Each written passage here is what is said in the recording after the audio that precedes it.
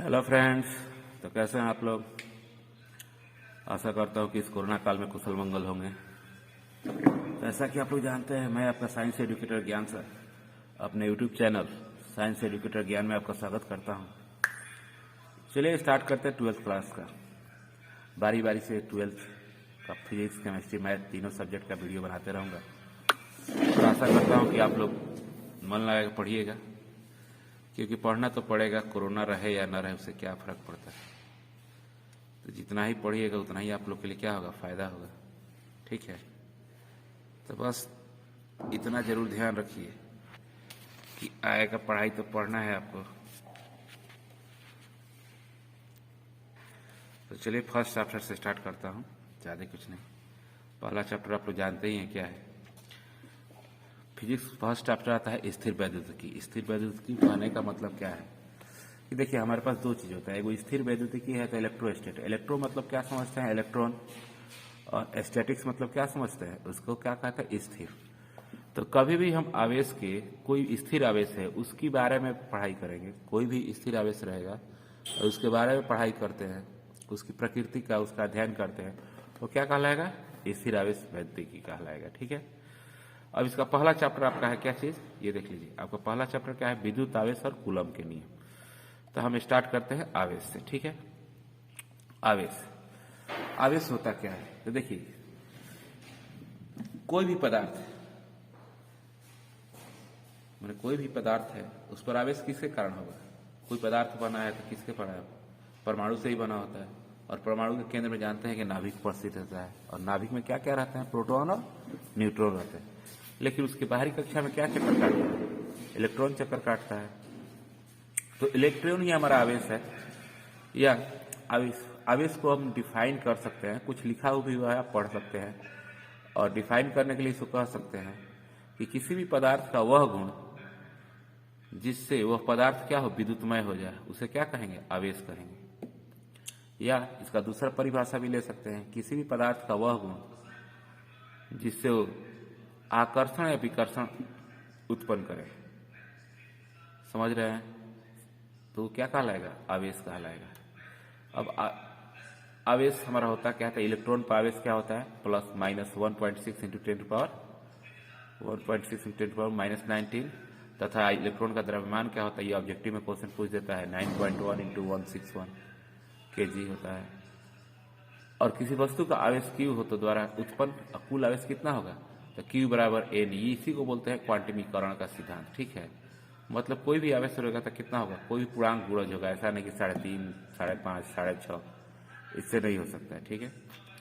चलिए अब अगला बात करते हैं, आवेश, आवेश का संरक्षण तथा उसके गुण होते हैं। आवेश संरक्षण का सिद्धांत क्या है, जैसे आप लोग ऊर्जा संरक्षण का सिद्धांत पढ़े थे, तो ऊर्जा में क्या था कि ऊर्जा को ना तो ह्रास कर सकते हैं, ना निर्माण कर सकते हैं, ना उसको नष्ट कर। इस प्रकार ये भी वही होता है कि आवेश को न तो उत्पन्न किया जा सकता है और न ही उसको नष्ट किया जा सकता है। ठीक है। अर्थात किसी भी निकाय, किसी भी लिखा हुआ है, किसी भी विलगती निकाय के भीतर आवेश क्या होता है, नियत रहता है। इसे आवेश संरक्षण का सिद्धांत कहते हैं। माने कोई भी है, कोई भी परमाणु है, कोई भी इलेक्ट्रॉन है, इलेक्ट्रॉन कोई भी पदार्थ है, उसका आवेश क्या रहेगा, नियत रहेगा। आवेश का मान चेंज नहीं करेगा। ठीक है। इसे ही क्या कहता है, आवेश संरक्षण का सिद्धांत कहते हैं। अगला पॉइंट देखते हैं अब, आवेश के मूल गुण। ये VVI क्वेश्चन है, हमेशा आपको एग्जाम में पूछा जाता है, तो इसको ध्यान से पढ़िएगा। आवेश के 3 मूल गुण हैं। पहला क्या होते हैं, आवेश योगात्मक होते हैं। पहला क्या है, ये देखिए, आवेश योगात्मक होते हैं। दूसरा, आवेश संरक्षित होते हैं। और तीसरा क्या है, आवेश का क्वांटमीकरण होता है। तो आवेश योगात्मक होते हैं, मतलब कहने का मतलब क्या है कि जैसे किसी भी इलेक्ट्रॉन के किसी भी 50-60 इलेक्ट्रॉन हो तो योगात्मक होंगे, कुल आवेश क्या हो जाएगा, सभी इलेक्ट्रॉनों को जोड़ दीजिए, टोटल का टोटल क्या हो जाएगा, कुल आवेश हो जाएगा। आवेश संरक्षित होते हैं, जैसे बात करते हैं आवेश संरक्षित होता है, किसी भी पदार्थ, मान लीजिए लोहा हो गया, कोयला, लोहा हो गया, कॉपर हो गया, इस सब आवेश जो होता है एक नियत रहता है, कोई बदलेगा नहीं। कहीं का भी लोहा होगा उसको उतना ही आवेश होगा, या ग्रिल का लोहा हो तो चाहे पुल का लोहा हो तो, माने आवेश संरक्षित रहते हैं। लोहा है तो उसका आवेश उतना ही होगा। और लास्ट बात है कि आवेश का क्वांटमीकरण होता है। आवेश का क्वांटमीकरण होता है मतलब क्या है कि आवेश कभी भी हमारा Q = Ne के टर्म में होगा। Ne हमारा क्या हो सकता है, प्लस माइनस हो सकता है, लेकिन ये पूर्णांक में नहीं होगा। ऐसा नहीं कि Q Ne हम लिख दिए कि 0.5 इलेक्ट्रॉन, 0.5 इलेक्ट्रॉन नहीं होता है। या तो इलेक्ट्रॉन होगा या 2 इलेक्ट्रॉन होगा, 4 इलेक्ट्रॉन होगा, 6 इलेक्ट्रॉन होगा, 10.5 नहीं होता है, मैंने फ्रैक्शन में नहीं होता, जो भी होगा आपको मल्टीपल में ही होगा। अब बात करते हैं अगला टॉपिक क्या है, चालक और विद्युत रोधी। ये नेक्स्ट टॉपिक है उसी फर्स्ट चैप्टर का, चालक। वैसे पदार्थ जिससे होकर आवेश प्रवाह सुगमता से होता है, माने जिसमें आवेश आसानी से प्रवाहित हो जाए, वो क्या कहलाएगा, चालक कहलाएगा। जैसे लोहा, कॉपर, जितना भी मेटल देख रहा है सबका सब क्या है, चालक पदार्थ है। दूसरा टॉपिक उसका क्या आता है, विद्युत रोधी।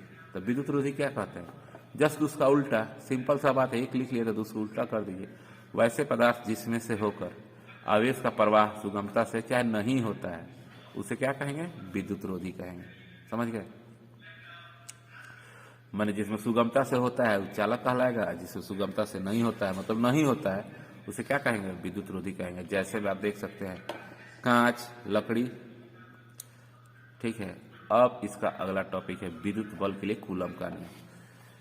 देखिए वैज्ञानिक थे, फ्रांसिस वैज्ञानिक सीए कूलम ने एक नियम दिया कि आखिर कहीं आवेश रखा हुआ है तो उनके बीच बल लगेगा ना जी, कितना बल लगेगा। तो अब यही चीज के पे एक नियम आधारित हुआ जिसे कहते हैं क्या चीज, कूलम का नियम। ठीक है, कूलम का नियम कहते हैं। अब कूलम का नियम होता क्या है, तो यहां पढ़िए, ब्रह्मांड में स्थित दो आवेशों के बीच लगने वाला आकर्षण या प्रतिकर्षण बल। ब्रह्मांड में स्थित दो आवेशों के बीच लगने वाला आकर्षण या प्रतिकर्षण बल आवेशों के गुणनफल के समानुपाती, जो दोनों आवेश दिया है उसके गुणनफल के समानुपाती तथा उनके बीच के दूरी के वर्ग के व्युत्क्रमानुपाती होते हैं। ये दिमाग में रखिएगा, आवेश के गुणनफल के समानुपाती होगा, लेकिन उनकी जो बीच की दूरी होगी उसके वर्ग के व्युत्क्रमानुपाती होगा। जैसे डेरिवेशन, जैसे मान लिया ये आवेश है, एगो ये आवेश है और एक आवेश है, इसका Q1 मान है, इसका Q2 मान है, और इन दोनों के बीच कितना दिया है, दूरी R दिया हुआ है। ठीक है, R दिया हुआ है। तो अब क्या होगा, मान लिया कि Q1 और Q2 दो आवेश के बीच की दूरी क्या है, R है। तो नियम क्या कहता है, पहला नियम कि जो आकर्षण या विकर्षण बल लगेगा किसके बराबर होगा, तो ये Q1 और Q2 के गुणनफल के समानुपाती होगा। तो इसको समीकरण 1 मान लेते हैं। दूसरा क्या होगा, उनके वर्ग के व्युत्क्रमानुपाती होगा, उनके बीच की दूरी के वर्ग के व्युत्क्रमानुपाती होगा। इक्वेशन 2, अब इक्वेशन 1 और इक्वेशन 2 को लेते हैं। तो F इसके समानुपाती है और F इसके समानुपाती है, तो क्या हो जाएगा, F दोनों के समानुपाती हो जाएगा। अब हम जानते हैं कि प्रोपोर्शनलिटी हटाते हैं तो क्या लाते हैं, प्रोपोर्शनलिटी जब हटाएंगे तो क्या लाएंगे, F equal to KQ1 Q2 by R²। अब ये हमारा K क्या है, कांस्टेंट है, तो जहां 1 बाई, अब जहां K क्या है, इतना होता है, और इसका मान कितना है, 9 × 10 के पावर 9, ये क्या है, कांस्टेंट नियतांक है, इसका वैल्यू होता है उतना। तो मान रखिए, फाइनल रिजल्ट क्या आ गया, फाइनल रिजल्ट मेरा ये आ गया। चलिए इस पे क्वेश्चन बनाते हैं। क्वेश्चन दिया हुआ है, एक अल्फा कण जिस पर आवेश इतना है, सोने के परमाणु के नाभिक से इतना मीटर की दूरी पर स्थित है, तो सोने के परमाणु के नाभिक अल्फा कण पर कितना बल लगाएगा यदि सोने की परमाणु संख्या क्या है, 79। तो अब ये फिगर समझते हैं। मान लीजिए एक अल्फा कण है, ये सोना का नाभिक है, ये अल्फा कण है। तो अल्फा कण पर आवेश तो दिया हुआ है, पर कितना दिया हुआ है, अल्फा कण पर 3.2 इंटू इतना दिया हुआ है। अब सोने की बात करते हैं, तो सोना पर आवेश क्या होगा, एयू पर आवेश क्या हो जाएगा, तो एयू की परमाणु संख्या क्या है, 79। तो आवेश इलेक्ट्रॉन में 79 से गुना कर देंगे तो कितना निकल जाएगा, उस पर आवेश निकल जाएगा। और दोनों के बीच की दूरी क्या है, 12 × 10 के पावर -5, तो इतना हो गया। अब उसको क्या करते हैं, फॉर्मूला लिख दीजिए, 1/4πε0 Q1 Q2। तो 1/4π के जानते ही आप लोग, 1/4π के जानते ही आप लोग, कितना होगा, 9 × 10⁹, बाकी इतना है। इसको कैलकुलेट कीजिए, देख लीजिए कैलकुलेशन, आप लोग तो कैलकुलेशन अच्छा ही है। इतना गुना कीजिए, काट दीजिए, काटने के बाद क्या जाएगा, फाइनल रिजल्ट कितना जाएगा, 25 × 10 के पावर 10⁻⁻19। ठीक है, इसको देख लीजिए, इसको देख लीजिए, बारी बारी से टाइम दे रहे हैं, आप वीडियो पॉज करके भी सोल्यूशन कर सकते हैं और अपने से भी क्वेश्चन बनाइए, बन जाएगा। अगला टॉपिक की बात करते हैं, एकांक आवेश क्या होता है। एकांक आवेश मतलब आवेश क्या हो, एक हो, तो एकांक वह आवेश जो अपने बराबर परिमाण के सजातीय आवेशों से निर्वात में 1 मीटर की दूरी पर रखने से 9 × 10 के पावर 9 न्यूटन का बल प्रदर्शित करता है, उसे क्या कहेंगे, एकांक आवेश कहेंगे। ठीक है, मतलब क्या हुआ कि एकांक आवेश वह आवेश है जो अपने बराबर परिमाण के सजातीय आवेशों के बीच, और 1 मीटर की दूरी पर रखिए गए तो क्या इतना न्यूटन का बल उत्पन्न करेगा, 9 × 10 के पावर 9 न्यूटन का बल उत्पन्न करेगा, उसी को क्या कह सकते हैं, एकांक आवेश कहेंगे, समझने के लिए समझ लीजिए Q1 1 Q2 2 1, ये एकांक आवेश माने 1 कूलम आवेश है। r मीटर दूरी कितनी है, इतना। और इसको हम फार्मूला पुट करते हैं तो ये 1 और ये 1 का स्क्वायर, तो जो वैल्यू होगा इसका वही ना होगा, तो वही जो वैल्यू 1 1 1 कितना, इतना हो गया। अब इसका नेक्स्ट टॉपिक है, आप पढ़ लीजिए, इसको दे रहे हैं आपको, थोड़ा ध्यान से देखिए, ध्यान से देखिएगा, सब समझ में आएगा, इसमें कोई ऐसा चीज नहीं है जो नहीं समझ। नेक्स्ट टॉपिक क्या आता है, चलिए स्टार्ट करते हैं। अध्यारोपण का सिद्धांत, principle of superposition. Principle of superposition कहता क्या है कि मान लीजिए कोई एक आवेश Q रखा हुआ है, उसके आसपास बहुत सारे अनेकों आवेश है, जिसके कुछ दूरी पर रखे हुए हैं, तो बल तो हर आवेश के कारण लगेगा, क्योंकि कहा है कूलम नियम क्या कहा है कि आवेश कहीं भी दो आवेश रहेगा तो उनके बीच बल लगेगा। अब कौन सा बल लगेगा वो डिपेंड करेगा उनके प्रकृति पे, माने उनके नेचर पे, कि कैसा पॉजिटिव आवेश है कि नेगेटिव आवेश है, वो बात की बात है। अब प्रिंसिपल ऑफ सुपरपोजिशन कहता क्या है, यदि आवेश Q के निकट Q1 Q2 Q3 R1 R2 R3 दूरी पर स्थित है और इनके द्वारा लगने वाला बल कितना है, F1 F2 F3 dash n है, तो अध्यारोपण के सिद्धांत के अनुसार सभी बलों का योगफल उनके परिणामी बल के बराबर होते हैं। जो टोटल ही बल लगेगा उसके परिणामी बल के क्या होंगे, बराबर होंगे। तो मान लीजिए Q पर Q1 के कारण लगा बल इतना, Q2 के इसी प्रकार करते करते इतना हो जाएगा। तो अध्यारोपण का सिद्धांत क्या कहलाता है, ये हमारा पहला है, पहला Q के कारण, तो ये दूसरा कारण क्या हो जाएगा, यहाँ 2 हो जाएगा, यहाँ 2 हो जाएगा, तीसरा कारण इस तरह n के लिए लिखा दिए। तो अध्यारोपण का सिद्धांत कहता है जो ये परिणामी f होगा किसके बराबर होगा, किसके बराबर होगा, तो इसको टोटल का टोटल हम क्या करेंगे, लिख देंगे, इसके बराबर होगा। ये देख रहे हैं ना, ये हमारा क्या है, इतना बराबर हो जाएगा। ठीक है, चलिए आगे बढ़ते हैं। अब आवेशों का वितरण, आवेशों का वितरण दो तरह का होता है, एक संतत वितरण होता है, एक असंतत वितरण होता है। ठीक है, जिसे मान लीजिए चेहरा पर कील मुहासा है, तो ऐसा कोई चेहरा देखा होगा जिसमें कील मुहासा कहीं कहीं रहता है, तो उसको क्या कहेंगे, असंतत वितरण कहेंगे। ठीक है, और मान लीजिए कोई ऐसा चीज हो गया, पूरा चेहरा ही उजला हो गया, माने चेकता चेकता हो गया, मतलब पूरा लगातार, तो उसे क्या कहेंगे, संतत वितरण, निरंतर या संतत कहेंगे। तो पहला पॉइंट स्टार्ट करते हैं। अगला टॉपिक क्या है, ये देखिए, आवेशों का संतत वितरण। तो आवेशों का संतत वितरण क्या होता है, किसी स्थान पर जब आवेश बिंदु आवेश विभिन्न बिंदुओं पर स्थित हो, कोई स्थान पर जब बिंदु आवेश अलग अलग बिंदु पर स्थित रहते हैं, तो आवेश ऐसे वितरण क्या कहेंगे, असंतत वितरण कहेंगे। मैंने कहीं कहीं पार्टिकुलर जगह पर, मान लीजिए चेहरे पे कील मुहासा है, तो क्या है, कील एगो इधर निकला हुआ है, तो एगो इधर निकला हुआ है, तो एगो इधर निकला हुआ है। लेकिन मान लीजिए वही दिनाय हो गया, तो दिनाय हो गया तो क्या होगा, पूरा चौड़ा, तो इसीलिए चीज है। अब अगला क्या है, आवेशों का निरंतर वितरण। तो आवेशों, वैसे दो आवेश जिनके एक दूसरे में इतने निकट हों कि उनके बीच की दूरी को नगण्य मान लिया जाए, माने दो आवेशों को अल्प दूरी पर रख दिया जाए, चाहे मतलब इतना नजदीक रख दिया जाए उनके बीच दूरी जो क्या हो, नगण्य हो, उसे क्या कहेंगे, निरंतर वितरण कहते हैं। ये पढ़ लीजिए, इसको आप पढ़ सकते हैं टोटल, ये आपका हो जाएगा। ठीक है, अब आ जाइए, ये निरंतर वितरण, इनकी कितनी विधियां हैं, 3 विधियां हैं। आवेशों के निरंतर वितरण कितनी विधियां हैं, 3 विधियां हैं। पहला, आवेश का रेखीय घनत्व। आवेश का रेखीय घनत्व देखिए, लीनियर चार्ज डेंसिटी इसको बोलते हैं। रेखीय घनत्व कहा गया है कि एक बहुत सारे पॉइंट को मिला दीजिए तो एक रेखा बन जाता है। तो आवेशों का रेखीय घनत्व क्या होगा, लीनियर चार्ज डेंसिटी।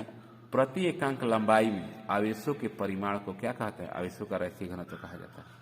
जो प्रति एकांक लंबाई है उसमें आवेशों का परिमाण क्या कहलाएगा, इसे किससे निरूपित कर देंगे, लैम्डा से निरूपित करते हैं। तो प्रति एकांक आवेश, तो ये क्या हो, डेल क्यू बटा डेल एल। डेल क्यू क्या है, कूलम, और डेल एल क्या है, मीटर, तो इसका मात्रा क्या हो जाएगा, कूलम पर मीटर होता है। दूसरा पॉइंट करते हैं, आवेश का पृष्ठ घनत्व। पृष्ठ घनत्व मतलब क्या हो, लंबाई और चौड़ाई दोनों की बात करेंगे, सरफेस चार्ज डेंसिटी बोलते हैं।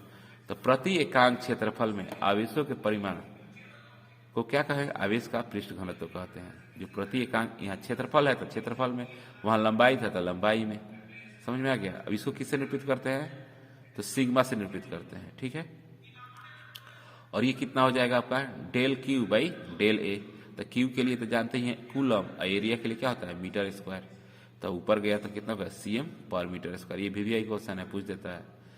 और इसका अगला क्या है, आवेशों का आयतन घनत्व। अब देखिए पहले लंबाई था तो रेखीय घनत्व, प्लेन आया तो आयतन, प्लेन आया तो क्षेत्रीय घनत्व। अब आयतन, तो आयतन क्या होता है, किसी भी चीज का आयतन क्या होता है, लंबाई गुने चौड़ाई गुने ऊंचाई। मतलब क्या है कि प्रति एकांक आयतन में आवेशों के परिमाण को, आवेशों का क्या कहते हैं, आयतन घनत्व कहते हैं। जो भी हमारा प्रति एकांक आयतन है उसमें क्या करेंगे, आवेशों का परिमाण क्या कहलाएगा, आयतन घनत्व कहलाएगा। इसे किससे निरूपित करते हैं, तो बाबू ये रो है, रो स्टाइल में पी दीजिएगा ना तो इसको रो कहा जाता है, निरूपित करते हैं। ठीक है, रो इक्वल टू वही formula del q equal to del v. भी क्या है, ये घनत्व है, इसको वॉल्यूम मत पढ़िए, घनत्व मैंने वोल्ट मीटर मत पढ़िएगा, ये क्या है, वॉल्यूम, वॉल्यूम मतलब घनत्व होता है। तो आवेश के लिए क्या हो गया कूलम, अब वॉल्यूम के लिए क्या होता है मीटर क्यूब, ऊपर गया तो -m3। तो इस तरह करके हम आसानी से किसी भी भाग में पढ़ सकते हैं। तो ये टोटल टॉपिक यहीं पे है, इतना ही है। और इसमें क्या कह सकते हैं, ये टोटल आप लोग एक बार लिख सकते हैं बारी बारी से। और वीडियो को पॉज कीजिए और नोट कर लीजिए। जो भी हमारा वीडियो है अच्छा लगे तो शेयर कीजिए, लाइक कीजिए। फिर लास्ट पर कहूँगा, जो इस वीडियो पे नए हैं मेरे इस चैनल को शेयर कीजिए, सब्सक्राइब कर दीजिए। इतना तो आशा करता हूँ कि सब्सक्राइब करिए दीजिएगा। Okay bye, thank you.